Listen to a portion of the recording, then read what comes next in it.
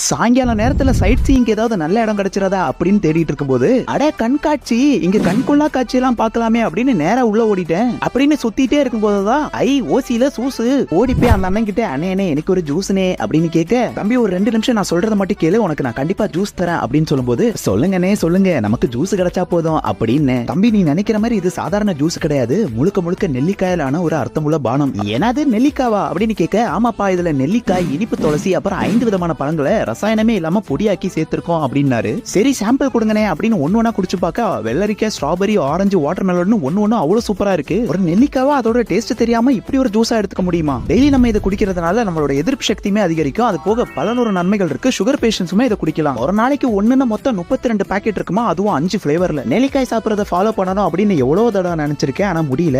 எனக்கு ஒண்ணு கொடுங்கனே அப்படின்னு வாங்கிட்டேன். வந்ததுக்கு ஒர்த்து தான்ப்பா. உங்களுக்கும் வேணும்னா இந்த நம்பருக்கு கான்டாக்ட் பண்ணுங்க, உங்க வீட்டு அட்ரஸ்க்கு டெலிவரி ஆயிரும்.